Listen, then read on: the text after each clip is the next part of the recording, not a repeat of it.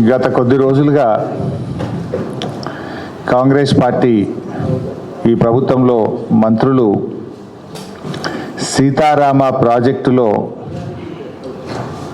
ప్రారంభోత్సవం కోసం సన్నాహక సమావేశాల పేరు మీద నెత్తి మీద నీళ్లు జల్లుకుంటూ పోటీలు పడుతూ చేస్తున్నటువంటి ప్రయత్నాల్ని మనం చూస్తూ ఉన్నాం. ఒక మంత్రి గారు మొదటి పంప్ హౌస్కు బటన్ ఒత్తి నెత్తి మీద నీళ్లు జల్లుకొని భూమికి దండం పెట్టాడు. వెంటనే ఇంకో మంత్రి గారు వెళ్ళి తనకంటే ముందు క్రెడిట్ కొట్టేయాలని ట్రాక్టర్ నడుపుతూ వెళ్ళి ఇది నేనే చేస్తున్నట్టుగా ఇంకో మంత్రి గారు చెప్పారు. అసలు నేను కదా నీటిపారుదల మంత్రి అని నిన్న ఇంకో మంత్రి గారు పోయి ఆయన కట్టుకొత్తి ఇది నాది అని చెప్పి నా సొంతమని మూడవ మంత్రి గారు బయలుదేరినారు. ఇక ఈ ముగ్గురు మంత్రులు క్రెడిట్లో పోయి ఇప్పుడు 15వ తారీఖు నాడు ముఖ్యమంత్రి గారు పోతారటగా. రాష్ట్రంలో సీతారామ ఎత్తిపోతల పథకం ఈరోజు గౌరవ కేసీఆర్ గారు తన ఇష్టమైన ప్రాజెక్టుగా ఆయన గారు రూపొందించినటువంటి ఆయన గారు నిర్మించినటువంటి ఈ ప్రాజెక్టు పైన క్రెడిట్ కొట్టేయడానికి కాంగ్రెస్ ప్రభుత్వం ఆపసోపాలు పడుతూ ఉంది. ఈ ప్రభుత్వ వైఖరి గమనిస్తే ఎట్లా ఉందంటే ఔరోం కి షాదీ మే అబ్దుల్లా దివానా అనే సామెత గుర్తొస్తూ ఉంది. 10 సంవత్సరాల్లో బీఆర్ఎస్ ప్రభుత్వం చేసిన కృషి, ఈ ఫలితాలను సాధించిన గొప్ప విజయాలను తమ విజయాలుగా చెప్పుకునేందుకు కాంగ్రెస్ పార్టీ పడుతున్న ఆపసోపాలు, ఈ సర్కారు పడుతున్నటువంటి ఫీట్లను చూస్తూ ఉంటే నవ్వు వస్తూ ఉంది. ఖమ్మం జిల్లా కరువు బాధలు తీర్చాలని సీతారామ ప్రాజెక్టు నిర్మాణానికి సంకల్పం చేసింది కేసీఆర్ గారు. పవిత్రమైన లక్ష్యంతో చేపట్టినటువంటి ఈ ప్రాజెక్టుకు సాక్షాత్తు సీతారామచంద్రుల వారి పేరే ఉండాలని చెప్పి వారి పేరు పెట్టుకుంటే ఈ ప్రాజెక్టు శరవేగంగా పూర్తవుతుందని చెప్పి ముఖ్యమంత్రిగా ఆ రోజు కేసీఆర్ గారు నిర్ణయించారు.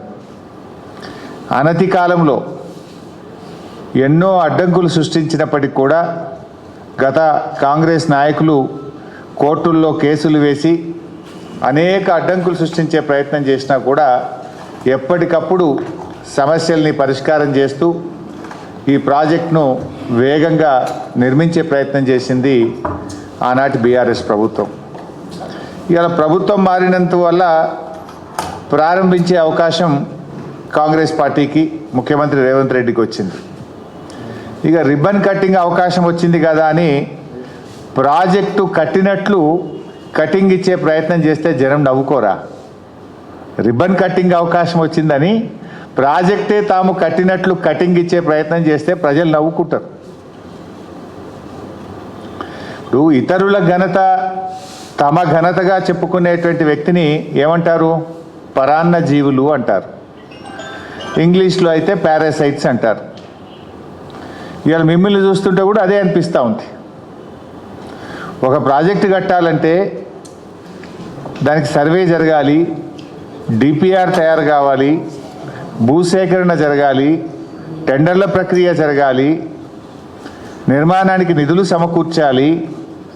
ఇవన్నీ దశలు పూర్తి కావాలంటే మరి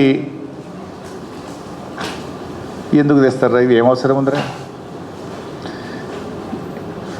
ఇవన్నీ దశలు పూర్తి కావాలంటే కనీసం కొన్ని సంవత్సరాలు పడుతుంది. 7-8 నెలల లోపలనే మీరు కట్టేసినారు ఈ ప్రాజెక్టు. 7-8 నెలల డిపిఆర్ తయారైంది, మీరు టెండర్లు పిలిచిండ్రు, సర్వేలు చేసిండ్రు, ల్యాండ్ ఎక్విజిషన్ చేసిండ్రు, పంపులు మోటార్లు తెచ్చి బిగించిండ్రు, సబ్స్టేషన్లు కట్టిండ్రు. 8 నెలలు మొత్తం మీరు తయారు చేసి ఇనాగ్రేషన్ చేస్తుండ్రా? నవ్వుకుంటున్నారు జనం మీ యొక్క దాన్ని చూసి. అరే రోజు ఒక్క మంత్రి పోతున్నాడు, పడి పోతున్నాడు, వాళ్ళ మధ్య పోటీ నడుస్తుంది. ఇప్పుడు ఫస్ట్ సమస్య ఏంటంటే రోజు పేపర్లు చూస్తుంటే 3 ఖమ్మం జిల్లా మంత్రుల మధ్య పోటీ నడుస్తుంది. ఒక ఆయన పోగానే తెల్లారి ఇంకో ఆయన పోతాడు, తెల్లారి ఇంకో ఆయన పోతాడు. మీరు 3 ఎట్లా పోతారని నీళ్ళ మంత్రి పోతాడు, అగో నీళ్ళ మంత్రి ఎట్లా పోతాడని ఇప్పుడు ముఖ్యమంత్రి పోతాడు. ఇది నడుస్తుంది ఖమ్మం జిల్లాలో. గమ్మత్ ఏంటంటే పోనీ మీరు చేసిన దానికి ఏదైనా చెప్పుకునే ప్రయత్నం చేసినా బాగుండు. ఇలా బీఆర్ఎస్ ప్రభుత్వం చేసిన దాన్ని తమ ఘనతగా చెప్పుకునేటువంటి పరిస్థితికి అంటే ఒక పరాన్న జీవులుగా ఈ కాంగ్రెస్ పార్టీ ప్రభుత్వం నాయకులు వ్యవహరిస్తూ ఉన్నారు. ఇది ఎట్లుందంటే మొన్నటిదాకా చూసినారు మీరు, మేము అసెంబ్లీలో కూడా చెప్పినాం, 30,000 ఉద్యోగాల కథ ఎట్లున్నదో సీతారామ ప్రాజెక్టు కథ కూడా గట్లనే ఉన్నది. ఎందుకంటే వీళ్ళు బీఆర్ఎస్ ప్రభుత్వ హయాంలో నోటిఫికేషన్లు ఇచ్చి పరీక్ష నిర్వహించి ఎగ్జామ్ రిజల్ట్స్ కూడా ఇచ్చి కొన్ని చోట్ల ఫిజికల్ టెస్టులు కూడా చేసి మెడికల్ టెస్టులు కూడా చేసి కొన్ని టెక్నికల్ రీజన్స్ వల్ల కానీ కోర్టు కేసు వల్ల కానీ ఎలక్షన్ కోడ్ వల్ల అపాయింట్మెంట్ ఆర్డర్ మాత్రమే పెండింగ్లో ఉండే. కానీ ఇవాళ ఎట్లయిపోయిందంటే అపాయింట్మెంట్ లెటర్లు ఇచ్చే అవకాశం వస్తే ఉద్యోగాలే మేము ఇచ్చినామని ప్రచారం చేసుకుంటున్నటువంటి మీరు సీతారామ ప్రాజెక్టు విషయంలో కూడా సత్యం చెప్తారని మేము అనుకోం. మేము కూడా ఏమి అనుకోవట్లేదు, నిజాలు చెప్తాం. ఇది బీఆర్ఎస్ చేసింది 90%, మేమేదో 5-10 పైసలు చేసినామని నిజాలు చెప్పే ధైర్యం మీకు లేదు. కానీ ఆ రోజు కేసీఆర్ గారికి ఉండే, నిండు శాసనసభలో చెప్పారు, రాజీవ్ ఆరోగ్యశ్రీ పథకం కానీ ఫీజు రియంబర్స్మెంట్ పథకం కానీ 108 అంబులెన్సులు కానీ ఇది రాజశేఖర రెడ్డి గారు చేసిన చాలా మంచి పని, దీన్ని యథావిధిగా కొనసాగిస్తామని చెప్పిన ధైర్యము సంస్కారము ఆ రోజు మా ప్రభుత్వానికి మా నాయకుడు కేసీఆర్కు ఉండే. కానీ మీదేంది మీ సంస్కారం? టెక్స్ట్ బుక్కుల్లో అప్పటికే ప్రింట్ అయినటువంటి పిల్లల పాఠ్య పుస్తకాల్లో కేసీఆర్ గారి పేరున్నదనో కేసీఆర్ గారి ఫోటో ఉన్నదనో పేపర్లు చింపి తమ పేర్లు అతుకుబెట్టుకున్నటువంటి వికారం ఈ ముఖ్యమంత్రి గారిది, రేవంత్ రెడ్డి గారిది. మేము నిర్మించిన ఫ్లైఓవర్లకు ఓపెనింగులు చేస్తూ, మేము కట్టిన ప్రాజెక్టులకు ప్రారంభోత్సవం చేస్తూ, మా హయాంలో ఆర్డర్ ఇచ్చినటువంటి బస్సులకు జెండాలు ఊపుతూ, మా హయాంలో మంజూరైన కళ్యాణ లక్ష్మి చెక్కులు పంచుతూ కాలం గడుపుతున్నారు తప్ప ఒక్కటైనా నిర్మాణాత్మకమైన అడుగు ఈ 9 నెలల కాలంలో పడ్డదా అని నేను అడుగుతా ఉన్నా. అంతకన్నా మీరు ఏం చేసిండ్రు అని నేను అడుగుతా ఉన్నా. ఇదంతా మీ మజ్బూరి, ఇంతకుమించి మీరు చేసేది కూడా ఏం కనబడతలేదు మాకు. కేసీఆర్ గారి ఆనవాళ్ళు చెరిపేస్తాం అని చెప్పి బీరాలు పలికినటువంటి ఈ నాయకులు ఇలా కేసీఆర్ గారు బీఆర్ఎస్ ప్రభుత్వం సాధించినటువంటి విజయాలను మీవిగా చెప్పుకోవడానికి మీరు పడుతున్నటువంటి తాపత్రయమే మీ మీద మా నైతిక విజయానికి ఒక సూచిక. మీ తన్లాట చూస్తుంటే మేము ఆల్రెడీ నైతికంగా మేము గెలిచినట్టే. మేము ఇచ్చిన ఉద్యోగాలు మీ ఉద్యోగాలుగా చెప్పుకుంటారు. మా హయాంలో 90% పూర్తయిన సీతారామ కట్కొత్తి మేమే చేసినామని చెప్పుకునే ప్రయత్నం చేస్తారు. మా ప్రభుత్వంలో నిర్మించిన ఫ్లైఓవర్లకు రిబ్బన్లు కత్తిరించి మేమే కట్టినట్టు ఫోజులు ఇచ్చే ప్రయత్నం చేస్తున్నారు. మా ప్రభుత్వంలో ఆర్డర్లు ఇచ్చి తయారైన బస్సులకు జెండాలు ఊపుతూ మేమే చేసినామని చెప్పే ప్రయత్నం చేస్తూ మీరు ఇంతకు మించి ఏం చేసినారు? ఒక్క మంచి అడుగు పడ్డదా? సీతారామ నిర్మాణం కోసం మేము కృషి చేస్తుంటే ఆ రోజు ఇదే కాంగ్రెస్ పార్టీ నాయకులు కోర్టుల్లో కేసులు వేసిండ్రు. ఇది నేను చెప్తున్నదే కాదు, ఇక స్వయంగా తుమ్మల నాగేశ్వరరావు గారు ఆ రోజు ఏం చెప్పారో ఖమ్మం జిల్లా మంత్రి గారు మీరే వినండి ఒకసారి.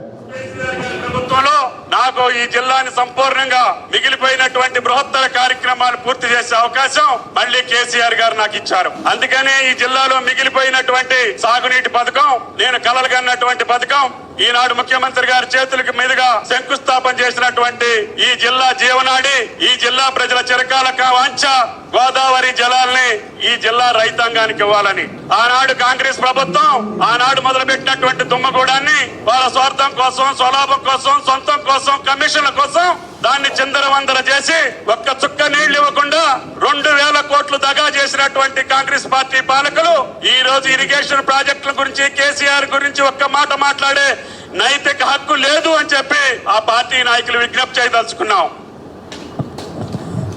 వారి పక్కనే నిలబడి కొంతమంది మాట్లాడుతున్నారు. ఇప్పుడు వారి తుమ్మల గారే చెప్పాలి మరిగా.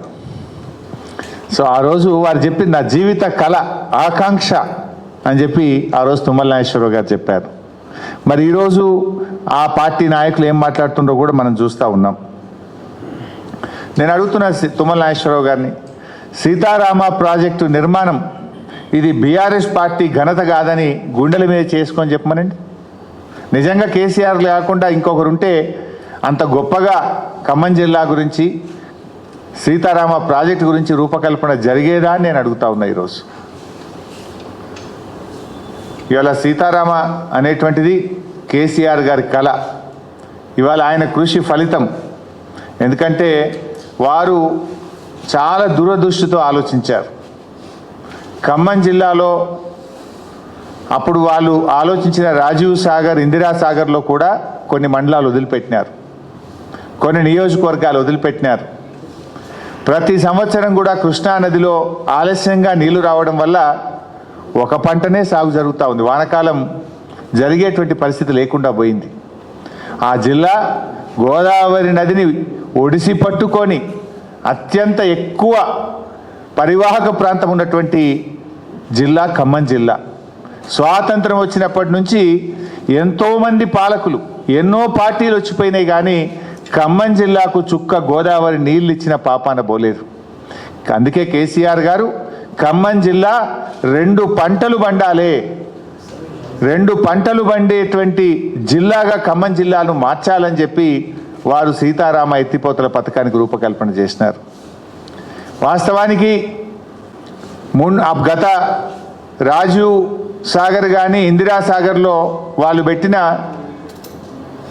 నీటి సామర్థ్యం 3000 క్యూసెక్కులు మాత్రమే. కానీ కేసీఆర్ గారు 9000 క్యూసెక్కులు ప్రతిరోజు తీసుకునే విధంగా సీతారామ రూపకల్పన చేసినారు. అంటే 3 అంతలు. మీరు 3000 క్యూసెక్కులు పెడితే 9000 క్యూసెక్కులు గోదావరి నుంచి తెచ్చే విధంగా కేసీఆర్ గారు ఆలోచించారు. ప్రాజెక్ట్ అంటే 100 ఏళ్ల కోసం కడతాం, ఏదో ఒక రోజు కోసమో ఓట్ల కోసమో ఆలోచించేది కాదు.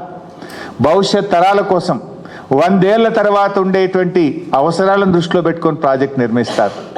కేసీఆర్ గారు అటు కృష్ణా జలాలు రోజు రోజుకు తగ్గిపోతూ ఉన్నాయి, కృష్ణాలో నీళ్లు రాకపోయినా గోదావరి నీళ్లతో సాగర్ ఆయకట్టును కూడా సప్లిమెంట్ చేయాలని ఆలోచన చేశారు. ఖమ్మం జిల్లాలోని ప్రతి మండలానికి, ప్రతి గ్రామానికి, ప్రతి ఎకరానికి సాగునీరు అందించే విధంగా సీతారామ ప్రాజెక్టును రూపకల్పన చేసినారు. అంత గొప్పగా ఆలోచించింది. దీన్ని మేం చేసినామంటారు. ఏం చేసింది మీరు? ఇవాళ ఈ ప్రాజెక్టులో చూస్తే ప్రాజెక్టు మెయిన్ కెనాల్లో 8 ప్యాకేజీలు ఉన్నాయి. 8 ప్యాకేజీల్లో మా ప్రభుత్వం ఉన్నప్పుడే 5 ప్యాకేజీలు కంప్లీట్గా పూర్తయినాయి. మిగతా 3 ప్యాకేజీల్లో 80% పనిచేసి పెట్టినాం. మెయిన్ కెనాల్లో ఉండే 8 ప్యాకేజెస్లో 5 ప్యాకేజీలు అయితే ఇంటోటో పూర్తి చేశాం. మిగతా 3 ప్యాకేజీల్లో కూడా 80% పని పూర్తయింది. అంటే ఓవరాల్గా ప్రాజెక్ట్ చూస్తే 90% వర్క్ డన్. పంపులు, మోటార్లు అన్నీ కూడా అప్పుడే పెట్టినాం. వాళ్ళు ఇప్పుడు అలా మొదటి పంప్ హౌస్ కానీ, 2వ పంప్ హౌస్ కానీ, 3వ పంప్ హౌస్ కానీ వాళ్ళు ఏదైతే ఆన్లు చేస్తున్నారో, ఇలా కట్కలు ఒత్తుతున్నారో, పంప్ హౌస్ల నిర్మాణం కానీ, మోటార్లు బిగించడం కానీ, సబ్స్టేషన్ల నిర్మాణం కానీ, ఈ 3 పంప్ హౌసులు కూడా బీఆర్ఎస్ ప్రభుత్వ హయాంలో జరిగినవే. ఇది ఖమ్మం జిల్లా ప్రజలకు తెలుసు, యావత్ తెలంగాణ ప్రజలకు కూడా తెలుసు. కానీ ఇక వీళ్ళు మాత్రం అక్కడ పోయి ఏదో నెత్తి మీద నీళ్లు చల్లుకోగానే తమ పాపాలన్నీ పోతాయి అన్నట్టు ఇదంతా మేమే చేసినామని ప్రజలు నమ్మిస్తామని అనుకోవడం అది పొరపాటు. ఎందుకంటే ఆ ప్రాజెక్టు పేరే సీతారామ ప్రాజెక్ట్. శ్రీరామచంద్రుడు సత్యవాక్ పరిపాలకుడు, సత్యానికి ధర్మానికి ప్రతిరూపమైన భగవంతుడు శ్రీరామచంద్రుడు. ఆయన పేరు మీద కట్టిన ప్రాజెక్టుపై అసత్య ప్రచారాలు చేస్తే మిమ్మల్ని ఆ భగవంతుడు కూడా క్షమించడు. మీరేదైనా నిజంగా నిర్మాణం చేసి మీ హయాంలో పూర్తి చేస్తే ఆ విజయాలు మీరు చెప్పుకోండి, మాకేం అభ్యంతరం లేదు. ఇతరుల ఘనతను తమ ఘనతగా చెప్పుకునే దారిద్ర్యం నుంచి బయటకు రావాలని నేను కాంగ్రెస్ పార్టీ నాయకులకు హితవు పలుకుతా ఉన్నా. ఈరోజు ఈ ప్రాజెక్టు గురించి నిన్న కూడా మంత్రి గారు ఉత్తమ్ కుమార్ రెడ్డి గారు అంటే అన్ని అబద్ధాలే చెప్పడం, దుష్ప్రచారం చేయడమే. కాళేశ్వరం మునిగిపోయింది అన్నారు, 1,00,000 కోట్లు మునిగిపోయినాయి అన్నారు. ఇప్పుడు నీళ్ళు వస్తలేవా? అట్లనే నిన్నటి పేపర్లో, ఇది ఈరోజు పత్రిక, మంత్రి గారు మాట్లాడుతూ ఏమంటాడు, గత ప్రభుత్వం ఈ ప్రాజెక్టును ప్రారంభించిన నీటి కేటాయింపులు జరగలేదని, కాంగ్రెస్ ప్రభుత్వం వచ్చాకే కేంద్రంతో సంప్రదింపులు జరిపామని, తద్వారా ప్రాజెక్టుకు 67 టీఎంసీల నీటిని కేటాయించినట్లు ఉత్తమ్ కుమార్ రెడ్డి గారు చెప్పారట. ఇది కేంద్ర ప్రభుత్వం నుంచి వచ్చిన లెటర్లు, హైడ్రాలజీ క్లియరెన్స్. ఇది డేట్ వచ్చి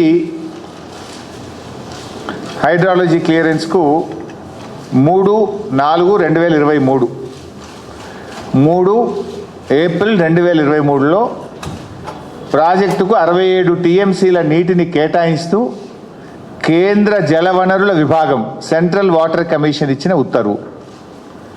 రెండవది ఇంటర్స్టేట్, ఒక ప్రాజెక్టుకు నీటి కేటాయింపులు జరగాలంటే ఆ నది మీద ఉన్నటువంటి ఇతర రాష్ట్రాలు కూడా ఒప్పుకొని, ఇతర రాష్ట్రాల నుంచి కూడా కాన్సెంట్ తెచ్చి అప్పుడు కేంద్రంలో సెంట్రల్ వాటర్ కమిషన్ ఆ వాటర్ అలొకేషన్ చేస్తుంది. గోదావరిలో మహారాష్ట్ర అనుమతి, ఆంధ్రప్రదేశ్ అనుమతి, కర్ణాటక అనుమతి కూడా తెచ్చిన తర్వాత ఆ 3 రాష్ట్రాలకు తిరిగి మేమే అనుమతులు తెచ్చాం. ఆ 3 రాష్ట్రాల అనుమతులు తెచ్చిన తర్వాత సెంట్రల్ వాటర్ కమిషను ఎంత స్పష్టంగా చెప్పిందో కూడా మీకు చదివి వినిపిస్తా. ఇది డేట్ కూడా చెప్తా మీకు. 6/7/2023 అంటే 6th July 2023. All as planned utilization from the project is much below the 75% dependable net yield at project site, and downstream sanction utilizations have been duly taken care of. Therefore, in accordance with said guidelines for examination of projects, the consolidated DPR of Sitarama Lift Irrigation Project, Sitamma Sagar Barrage is acceptable for interstate angle for total utilization of 67.05 TMC. అంటే ముందు hydrology క్లియరెన్స్లో 67 టీఎంసీలు కేటాయించారు. అన్ని రాష్ట్రాలు కూడా ఒప్పుకున్నాయి. మేము central water కమిషన్లో interstate విభాగం కూడా 67.05 టీఎంసీల నీటిని వినియోగించుకోవడానికి మాకు ఎటువంటి అభ్యంతరం లేదు అని కేటాయిస్తూ కూడా ఇది సెంట్రల్ వాటర్ కమిషన్ నుంచి జూలై 2023లో వచ్చిన లేఖ. కానీ మంత్రి గారు అంటారు ఈ మేమేమి అప్లై చేయలేదట, ఈయన వచ్చిన 8 నెలల్లో దరఖాస్తు పెట్టిండట, 67 టీఎంసీల నీళ్లు తెచ్చిండట. అబద్ధాలు ఆడితే కనీసం అతికెట్టని ఉండాలి. ఇంత దిగజారినటువంటి రాజకీయాలు అవసరమా? ఈరోజు వాస్తవానికి మీ చరిత్ర, మీరు ఆనాడు 2005లో ఇందిరమ్మ సాగర్, రాజీవ్ సాగర్ అనే ప్రాజెక్టులు ప్రారంభించి 2014 దాకా మీరే అధికారంలో ఉన్నారు. 9 ఏళ్ళు అధికారంలో ఉంటే నీటి కేటాయింపులు కూడా చేయలే. ప్రాజెక్టుకు ఇంటర్స్టేట్ అనుమతి కూడా మీరు తీసుకురాలేదు. ప్రాజెక్టుకు ఫారెస్ట్ క్లియరెన్స్ కూడా మీరు తీసుకురాలేదు. 9 ఏళ్లలో ప్రాజెక్టు పూర్తి చేయడం కాదు, 9 ఏళ్లలో కనీసం అనుమతులు కూడా తేనటువంటి ఘనత ఈ కాంగ్రెస్ ప్రభుత్వానికి. 2005 to 2014 ఇదే బట్టి విక్రమార్క గారు డిప్యూటీ స్పీకర్గా క్యాబినెట్ ర్యాంకులో ఉన్నా ఆ రోజు ఖమ్మం జిల్లా ప్రాజెక్టును మీరు పట్టించుకోకపోవడం వల్ల 9 ఏళ్లలో అనుమతులు కూడా మీరు సాధించలేదు. ఇవాళ ఈ ప్రాజెక్టు ఏ రకంగా చూసినా గతంలోని ఇందిరాసాగర్, రాజీవ్ సాగర్ల కంటే ఈ యొక్క ప్రాజెక్టు ఖమ్మం జిల్లాకు ఒక వరప్రదాయం. మీరు చూస్తే ఈరోజు ఇందిరాసాగర్ అంతర్రాష్ట్ర ప్రాజెక్టుగా మారిపోయింది. దాని హెడ్ వర్క్స్ ఏమో ఆంధ్రాలు ఉంటాయి, పారకం తెలంగాణలో ఉంటుంది. అంటే ప్రతిరోజు ఆంధ్ర మీద ఆధారపడి మనకు నీళ్ళు వచ్చేటువంటి పరిస్థితి. ఆ సమస్యను తొలగించడం కోసం మనము ఇందిరాసాగర్, రాజీవ్ సాగర్లను మార్చుకొని రీఇంజనీరింగ్ చేసుకొని సీతమ్మ సాగర్ ప్రాజెక్టును మనము ఈ ప్రాజెక్టును రూపకల్పన చేసుకున్నాం. ఆ రోజు రాజీవ్ సాగర్, ఇందిరాసాగర్లో 10 పంపింగ్ స్టేషన్లు ఉండే. ఎక్కువ పంపింగ్ స్టేషన్లు ఉంటే ఎక్కువ సమస్యలు వస్తాయి. కేవలం దాన్ని 4 పంపింగ్ స్టేషన్లకే తగ్గిస్తూ మనము ఈ ప్రాజెక్టును రూపకల్పన చేసుకున్నాం. ఆ రోజు ప్రాజెక్టులో ఉన్న ఆయకట్టు చూస్తే 3,24,000 ఎకరాలు ఉంటే ఇవాళ 6,74,000 ఎకరాలకు ఆయకట్టు కూడా పెంచుకోవడం జరిగింది. ఆ రోజు 27 టీఎంసీల నీటి కేటాయింపు ఉంటే ఇవాళ 67 టీఎంసీల నీళ్లను కేటాయించింది బీఆర్ఎస్ ప్రభుత్వం. ఆ రోజు బ్యారేజ్లో 1.2 నిల్వ సామర్థ్యం ఉంటే దాన్ని 36 టీఎంసీల నిల్వ సామర్థ్యానికి దుమ్ముగూడెం బ్యారేజ్ దగ్గర మనం పెంచుకున్నాం. మరి ఆ రోజు ఖమ్మం జిల్లాలోని తిరుమలాయిపాలెం కానీ, కూసుమంచి కానీ, నేలకొండపల్లి మండలం కానీ, ఖమ్మం రూరల్ మండలం కానీ, ముదిగొండ మండలానికి చుక్క నీరిచ్చే అవకాశం లేకుండే. ఆ రోజు రాజీవ్ సాగర్, ఇందిరా సాగర్లో కొన్ని మండలాలను, కొన్ని నియోజకవర్గాలనే వదిలిపెట్టినారు. అవి కరువు పీడిత ప్రాంతాలు, తాగడానికి నీళ్లు లేక కష్టపడ్డటువంటి ప్రాంతాలకు ఆ రోజు మీరు అవకాశం కల్పించలే. కానీ సీతారామ ప్రాజెక్టులో ఈ తిరుమలాయపాలెం, కూసుమంచి, నేలకొండపల్లి, ఖమ్మం రూరల్, ముదిగండతో పాటు ప్రతి ఎకరానికి ఖమ్మం జిల్లాలో నీళ్ళు వచ్చే విధంగా మేము రూపకల్పన చేసుకోవడం జరిగింది. మహబూబాద్ మరి మన డోర్నకల్ ప్రాంతానికి కూడా నీళ్ళు వచ్చే విధంగా రూపకల్పన చేసుకోవడం జరిగింది. ఇంకోటి ఏంటంటే సాగర్ గురించి మనందరికీ తెలుసు. ఇప్పుడు పైన కర్ణాటక ఆల్మట్టి కట్టిన తర్వాత, పైన యూటిలైజేషన్ పెరిగిన తర్వాత ఆగస్టు సెప్టెంబర్లో కానీ మనకు నాగార్జున సాగర్కు నీళ్ళు వస్తలేవు. అంటే మొదటి పంట పోతూ ఉంది. ప్రతిసారి నాట్లు ఎప్పుడైనా వచ్చినా ఆలస్యంగా పడతా ఉన్నాయి. 2 పంటలు పండే పరిస్థితే లేదు. ఒకటే పంట, అది లేటుగా వేసుకునేటువంటి పరిస్థితి వస్తూ ఉంది. ఇవాళ ఏమవుతుంది? ఖమ్మం జిల్లా సీతారామ అనేది మన దుమ్ముగూడెం దగ్గర కట్టుకున్న బ్యారేజు 365 రోజులు నీళ్ళు ఉంటాయి అక్కడ. దాంట్లో జూన్ నెలలోనే లిఫ్టింగ్ చేసుకుంటే జూన్లోనే ఖమ్మం జిల్లా రైతులు నాట్లు వేసుకునే అవకాశం వస్తుంది. బంగారమోలే 2 పంటలు పక్కాగా పండే జిల్లా ఈ రాష్ట్రంలో ఖమ్మం జిల్లా అవుతుంది. ఆ రకంగా మేము రూపకల్పన చేసినాం. ఇలా బ్యారేజ్ మనం పెంచుకోవడం ద్వారా, కొత్త బ్యారేజ్ కట్టుకుంటే అద్భుతంగా 36 టీఎంసీల నిల్వ సామర్థ్యం ఉంటుంది. జూన్లోనే మోటార్ లాంచ్ చేసుకుంటే జూన్లోనే ఖమ్మం జిల్లా మొత్తం నాట్లు పడుతుంది. మన కృష్ణా జలాలు వచ్చినా రాకపోయినా, సాగర్ నిండినా నిండకపోయినా, అటు సాగర్ ఆయకట్టు, ఖమ్మం జిల్లాలోని ప్రతి ఎకరా 2 పంటలు పండే విధంగా ఈ యొక్క సీతారామ ప్రాజెక్టును బీఆర్ఎస్ ప్రభుత్వం రూపకల్పన చేసింది. మీరు అది కనీసం కలనన్నా కన్నారా? కలలోనైనా మీకు ఇటువంటి ఆలోచన వస్తుందా? ఇలా కేసీఆర్ గారు ఇంత గొప్పగా ఆలోచిస్తే కనీసం ఒక మంచి మాట చెప్పకపోయినా మీరు బురద జల్లే ప్రయత్నం. ఇదేదో తమ క్రెడిట్గా చెప్పుకుంటే ఖమ్మం జిల్లా ప్రజలు, రాష్ట్ర ప్రజలు నవ్వుకుంటారు. ఏం చేసిందని మీరు ఇవాళ పాలేరు కానీ, వైరా కానీ, లంకా సాగర్ రిజర్వాయర్లు స్టెబిలైజ్ అవుతాయి. కొన్ని సంవత్సరాలు చుక్క నీళ్ళు లేవు. పాలేరుల డ్రింకింగ్ వాటర్ ఉంది ఖమ్మం జిల్లా. ఇలా ఖమ్మం పట్టణానికి 3 రోజులకోసారి, 2 రోజులకోసారి మంచినీళ్ళు వస్తున్నాయి. రేపు సీతారామ పాలేరుకు లింక్ అయితే తాగునీటికి, సాగునీటికి ఢోకా లేకుండా పాలేరు రిజర్వాయర్ 365 రోజులు నిండు కుండలాగా ఉండే విధంగా పాలేరుకు సీతారామ ప్రాజెక్టును కలిపాం మేము. సాగర్లో నీళ్లున్నా లేకపోయినా, కృష్ణాలో వరద వచ్చినా లేకపోయినా, పాలేరు, వైరా, లంకా సాగర్ రిజర్వాయర్లు 365 రోజులు గోదావరి జలాలతో కలకలలాడే విధంగా తెచ్చాం. ఈ 3 రిజర్వాయర్లే కాదు, ఖమ్మం జిల్లాలో ఉండే 3000 చెరువులకు ఈ ప్రాజెక్టు ద్వారా లింక్ చేయడం జరిగింది. ఈ 3000 చెరువులు, ఈ 3 రిజర్వాయర్లు, ఇవన్నీ కూడా ఇంటర్లింక్ చేసి అటు సాగర్ ఆయకట్టుకు, కొత్త ఆయకట్టుకు కూడా నీళ్ళు ఇచ్చే విధంగా రూపకల్పన చేసినాం. చాలా సందర్భాల్లో టెయిల్ ఎండ్ అయి ఖమ్మం జిల్లాకు సాగర్ నీళ్లు రాక పంటలు ఎండిపోయిన పరిస్థితులు, రైతులు ధర్నాలు చేసినటువంటి పరిస్థితులు. ఆ ప్రజల కళ నెరవేర్చాలని 3,40,000 ఎకరాల సాగర్ ఆయకట్టు సీతారామ ప్రాజెక్టు ద్వారా స్థిరీకరణ చేసేటువంటి ప్రయత్నం కూడా చేశాం. ఆనాడు రాజీవ్ సాగర్, ఇందిరా సాగర్లో జల విద్యుత్ ఉత్పత్తి లేదు. కానీ ఈరోజు సమ్మక్క బ్యారేజ్లో, ఈరోజు సీతమ్మ బ్యారేజ్లో 280 మెగావాట్ల విద్యుత్ ఉత్పత్తికి కూడా మనం సీతమ్మ బ్యారేజ్లో రూపకల్పన చేయడం జరిగింది. ఇవాళ కేంద్రం నుంచి కూడా అటవీ అనుమతులు కానీ, హైడ్రాలజీ క్లియరెన్స్ కానీ, ఇంటర్స్టేట్ క్లియరెన్స్ కానీ, మోటా క్లియరెన్స్ కానీ అనేక అనుమతుల్ని కూడా సీతమ్మ సాగర్కు, ఈ ప్రాజెక్టు కూడా బీఆర్ఎస్ ప్రభుత్వం సాధించింది. అంతేకాకుండా స్వయంగా కేసీఆర్ గారే ఆనాటి జల విద్యుత్ శాఖ మంత్రి దగ్గరికి వెళ్ళి మరి వారితో కూర్చొని భైరవ్ సింగ్ షెకావత్ గారితో మాట్లాడి ఈ ప్రాజెక్టుకు అనుమతులు సాధించారు. స్వయంగా ముఖ్యమంత్రిగా తానే పలుసార్లు కేంద్ర జలవనరుల మంత్రి గారి దగ్గరికి వెళ్ళడం జరిగింది. మరి అదేవిధంగా ఆ రోజు రాజీవ్ సాగర్, ఇందిరా సాగర్లో 18 కిలోమీటర్ల కిన్నెరసాని అభయారణ్యం ఉండే wild life forest. Wild life forest ఉంటే దానికి సుప్రీంకోర్టు అనుమతి ఇవ్వాలి. 2005లో మీరు ప్రాజెక్టు కొబ్బరికాయ కొట్టి 2014 వరకు అధికారంలో ఉంటే 9 ఏళ్లలో వైల్డ్ లైఫ్ క్లియరెన్స్ కూడా మీరు తీసుకురాలి. ఖమ్మం జిల్లాకు నీళ్ళు ఇచ్చే ఉద్దేశం మీకు లేకుండే, మీకు ఆ సిన్సియారిటీ లేకుండే. 9 ఏళ్ళు మీరు అధికారంలో ఉన్న ప్రాజెక్టు పనులు పక్కన పెట్టండి, కనీసం గా వైల్డ్ లైఫ్ ఫారెస్ట్ క్లియరెన్స్ అనేది తెచ్చిండ్రా? ఆ రాజీవ్ సాగర్, ఇందిరా సాగర్ను వైల్డ్ లైఫ్ ఫారెస్ట్లో ఇరికిచ్చారు మీరు.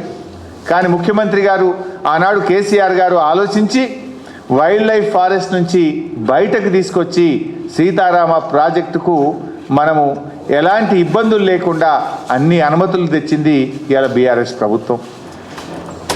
ఆ రోజు పైప్ లైన్లు మీరు 77 కిలోమీటర్లు పెట్టారు, మెయింటెనెన్స్ ప్రాబ్లమ్స్ వస్తాయి. ఆ ప్రెషర్ మెయిన్స్ను 77 కిలోమీటర్ల నుంచి 8.5 కిలోమీటర్లకు తగ్గించింది కూడా బీఆర్ఎస్ ప్రభుత్వం.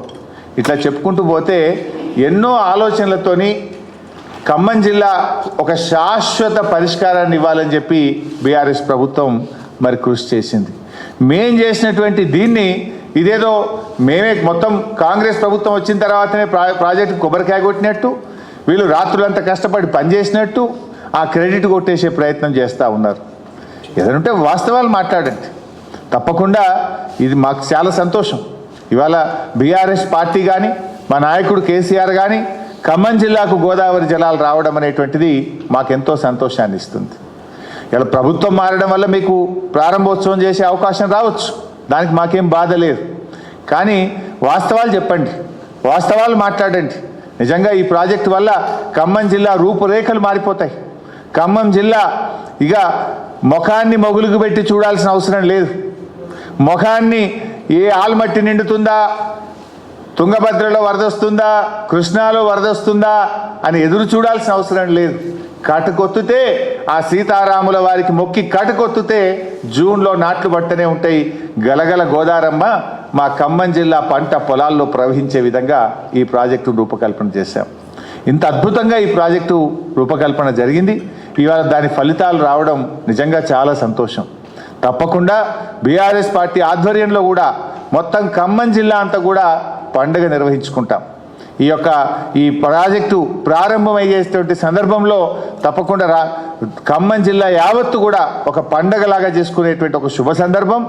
దీన్ని బీఆర్ఎస్ పార్టీ పక్షాన కూడా బ్రహ్మాండంగా ఒక పండుగను కూడా నిర్వహిస్తాం, ఒక వేడుకను జరుపుకుంటామని చెప్పి కూడా తెలియజేస్తూ ఉన్నాం.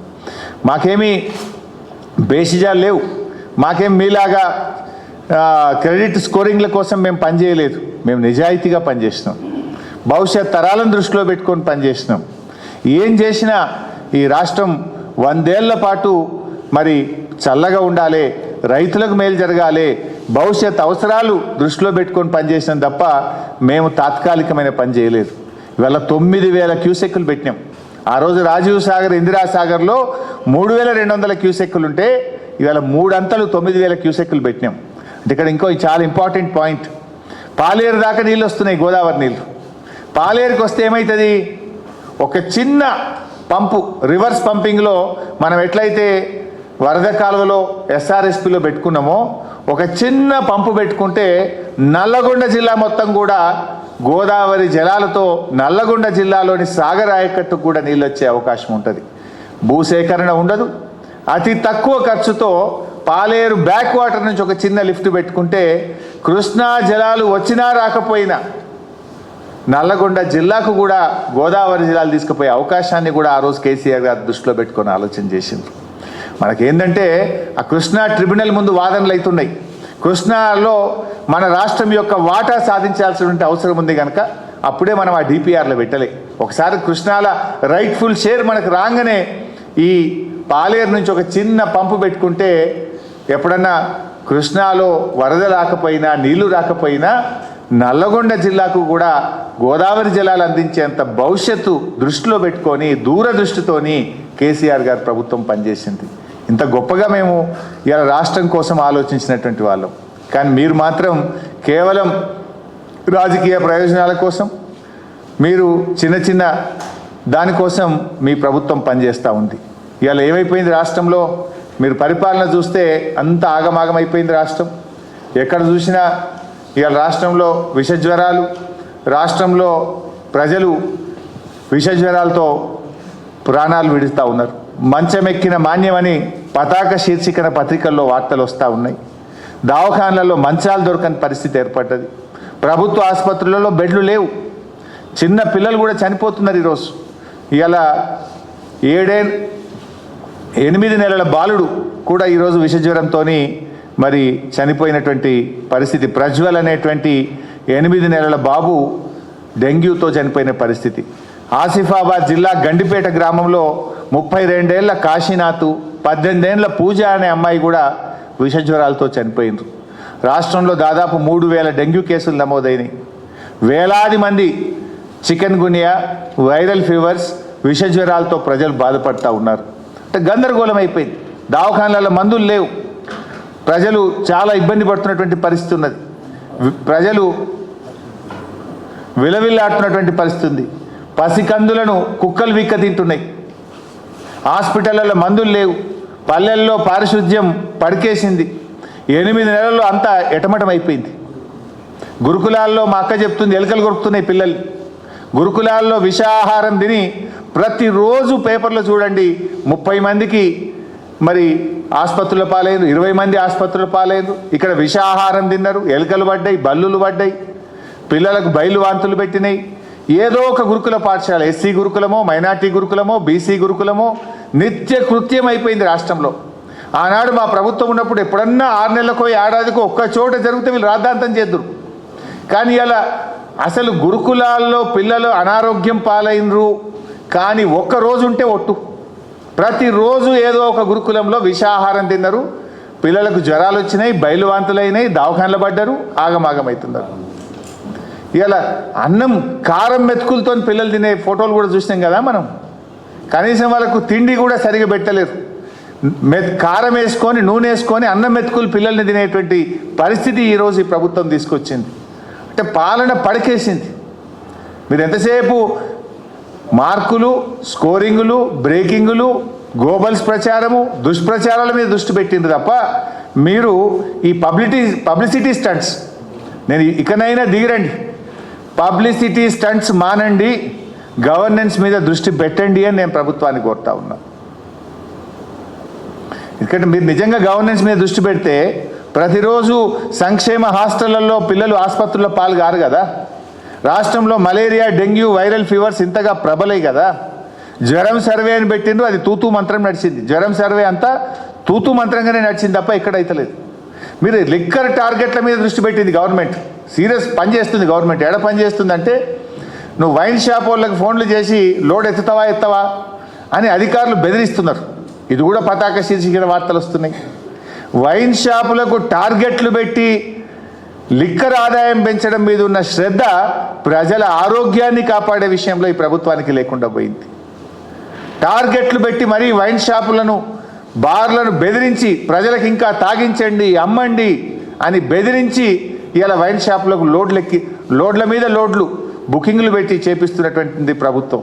దాని మీద మీకు శ్రద్ధ ఉన్నది. ఇవాళ ప్రభుత్వ సంక్షేమ హాస్టల్లో పిల్లలు పడుతున్న కష్టాల మీద ఏ మంత్రి కూడా పోతలేడు. ఓ హాస్టల్లో పోయి ఒక మంత్రి అన్నం తిన్నాడా? ఎక్కడన్నా ఓ హాస్టల్లో పిల్లలు ఆసుపత్రి పాలైతే ఒక్క మంత్రి గారు పరామర్శించిందా? కారం మెతుకులతో పిల్లలు అన్నం తింటే స్పందించిందా ఈ ప్రభుత్వం? దాని మీద స్పందించారు.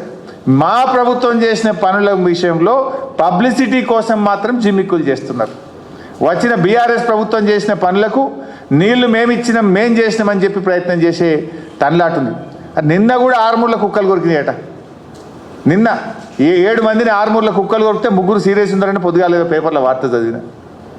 ఇది పరిస్థితి. ఒకవైపు కుక్కలు బీక్క తింటున్నాయి, ఇంకోవైపు దోమలు కుడుతున్నాయి, డెంగ్యూ ఫీవర్సు, వైరల్ ఫీవర్సు, హాస్టళ్లలో ఆగమాగం ఉన్న పరిస్థితి, ఎలుకలు కొరుకుతున్నాయి. దీని మీద మీరు ఎవరు దృష్టి పెట్టలేరు. Is it the way? ఇదా ప్రభుత్వాన్ని నడిపించేటువంటి తీరు? దాని మీద దృష్టి పెట్టండి. ఇలా మలేరియా, డెంగ్యూ, వైరల్ ఫీవర్స్తో ప్రైవేట్ ఆసుపత్రులకు పోయి ప్రజలు చాలా ఇబ్బంది పడుతున్నారు. చాలామంది పేదవాళ్ళు అప్పుల పాలవుతున్నటువంటి పరిస్థితి ఈరోజు రాష్ట్రంలో చూస్తూ ఉన్నాం. మీ పుణ్యమాని సర్పంచులు అప్పుల పాలైనరు, పంచాయతీ సెక్రటరీలు అప్పుల పాలైనరు. ఇదైతే దేశంలో ఫస్ట్ టైం. ఎప్పుడైనా సర్పంచ్లకు కొన్ని పెండింగ్ బిల్లులు ఉన్నాయి, మనం విన్నాం. కానీ ఈరోజు రాష్ట్రంలో పంచాయతీ సెక్రటరీలకు కూడా పెండింగ్ బిల్లులు ఉన్నాయి.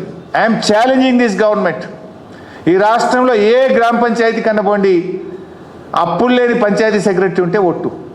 కాలిపోయిన బుగ్గలేనికో, డీజిల్ పోయడానికో, బ్లీచింగ్ పౌడర్కో, గడ్డి మందు కొనడానికో, ట్రాక్టర్ల డీజిల్ పోయడానికో ప్రతి సెక్రటరీ 1,00,000 నుంచి 3 లక్షల రూపాయలు అప్పుల పాలైపోయారు. సర్పంచుల్ని అప్పుల పాలు చేస్తుంది, సెక్రటరీలను కూడా అప్పుల పాలు చేస్తుంది. పంచాయత్ సెక్రటరీలను అప్పుల పాలు చేసిన ఘనత మాత్రం రికార్డు ఈ దేశంలో, ఈ కాంగ్రెస్ ప్రభుత్వంది రాష్ట్రంలో. ఏ సెక్రటరీనైనా మీరు పోయి అడగండి, ఏ ఊళ్ళోనైనా అడగండి, నేను రమ్మంటే రావడానికి రెడీగా ఉన్నా, వస్తారా మా కాన్స్టిట్యున్సీకి రండి, పోదామా ఏ గ్రామానికో చెప్పండి. అప్పుల పాలు కానీ సర్పంచ్ లేడు, అప్పుల పాలు కానీ పంచాయతీ సెక్రటరీ లేడు. దమ్ముకొచ్చిండ్రు వాళ్ళు కూడా. ఇక మేము డీజిల్ పోయలేమని చేతులు ఎత్తితే ఇలా దోమలు పెరిగి, ఈగలు పెరిగి, వైరల్ ఫీవర్స్తో ప్రజలు బాధపడుతుంటే కూడా ఈ ప్రభుత్వం పట్టించుకున్న పరిస్థితి లేదు. Thank you.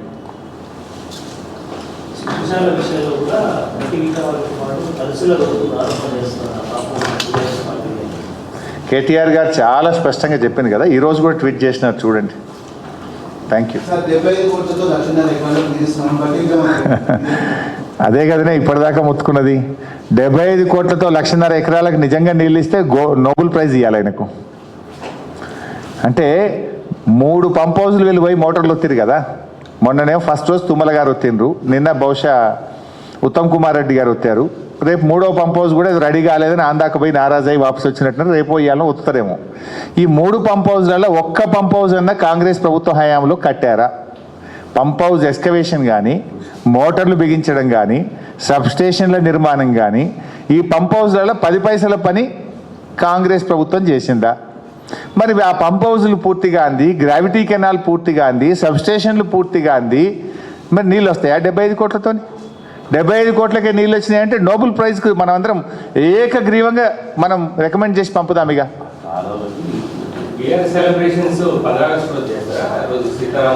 ఎప్పుడైతే ఖమ్మం జిల్లా ప్రజలకు గోదావరి జలాలు అందుతాయో ఆ రోజు మేము తప్పకుండా సెలబ్రేట్ చేస్తాం. నిజంగా పండగ ప్రజల పండగే బీఆర్ఎస్ పండగ. మాకు ప్రజల ఆనందమే బీఆర్ఎస్ పార్టీ ఆనందం.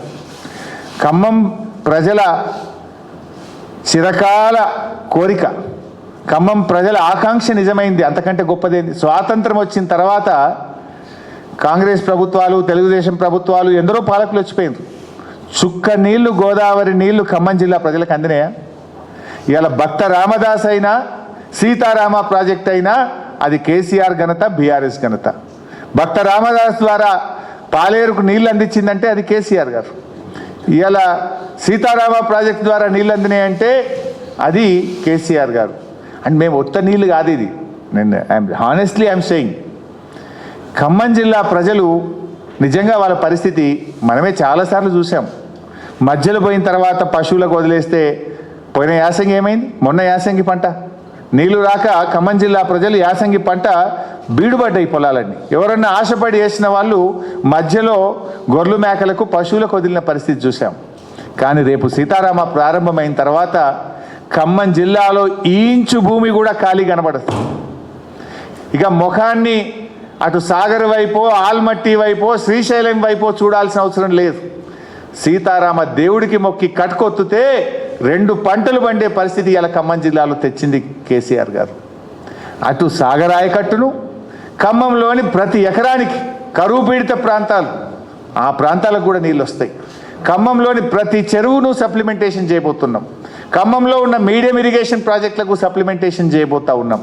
అంటే ఒక బహుళార్థక ప్రాజెక్టు. అటు విద్యుత్ ఉత్పత్తి అవుతుంది, సప్లిమెంటేషన్ అవుతుంది, త్రాగునీరు వస్తుంది, సాగునీరు వస్తుంది, సాగునీరులో కొత్త ఆయకట్టు వస్తుంది, పాత సాగర్ ఆయకట్టును కూడా సప్లిమెంట్ చేసే విధంగా రూపకల్పన చేశాం. ఇంకా ఒక అడుగు ముందుకేస్తే ఒక చిన్న లిఫ్టుతో అతి తక్కువ ఖర్చుతో నల్లగొండ జిల్లా సాగర్ ఆయకట్టును కూడా సస్యశ్యామలం చేసే విధంగా ఈ ప్రాజెక్టులో రూపకల్పన చేశాం. Thank you.